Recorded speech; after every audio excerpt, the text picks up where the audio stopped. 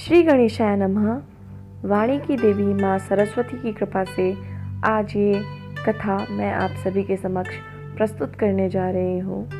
इस कथा के माध्यम से हम भगवान गणेश के विवाह के बारे में जानेंगे।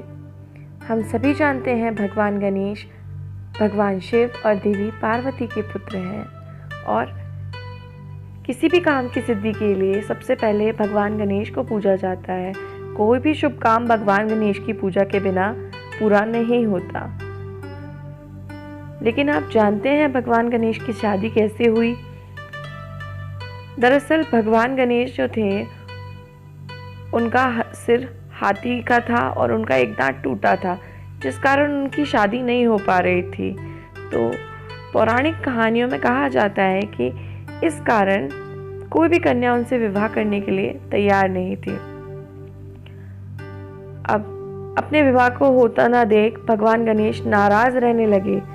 भगवान गणेश किसी भी दूसरे देवता के विवाह में जाते तो उन्हें बहुत बुरा लगता, उनके मन को ठेस पहुंचती और ऐसा कहा जाता है कि अपना विवाह ना होते देख भगवान गणेश जी दूसरे देवताओं के विवाह में विघ्न डालना शुरू कर दिया। उन्होंने भगवान गणेश दूसरे देवताओं के विवाह में विघ्न डालने लगे और इस काम में कौन मदद करता था? उनका मूषक, जो उनका वाहन है, उनका मूषक जो है वो उनकी मदद करता था।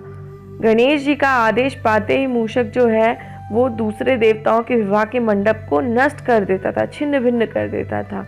इससे अन्य देवताओं के विवाह में रुकावट आ जाती। गणेश और चूहे की मिली भगत से सारे देवता परेशान हो गए और शिव जी को जाकर अपनी गाथा सुनाने लगे। लेकिन भगवान शिव के पास भी इस समस्या का, इस परेशानी का कोई भी हल नहीं था। ऐसे में शिव पार्वती ने देवताओं से कहा कि इसका समाधान ब्रह्मा जी ही कर सकते हैं, ब्रह्मा जी के पास ही इस चीज़ का समाधान है। अब सभी देवता भगवान ब्रह्मा जी के पास गए। उस समय भगवान ब्रह्मा योग में लीन थे। कुछ देर बाद देवताओं के समाधान के लिए योग से उनके योग से दो कन्याएं प्रकट हुई। एक थी रिद्धि, दूसरी थी सिद्धि। दोनों ब्रह्मा जी की मानस पुत्री थी, मतलब मानी हुई बेटियां थीं। दोनों पुत्रियों को लेकर ब्रह्मा जी गणेश के पास पहुंचे और बोले कि आपको इन्हें शिक्षा देनी है, मतलब ये दो मेरी कन्याएं हैं, मेरी पुत्रियां हैं, आप इन्हें शिक्षा दीजिए।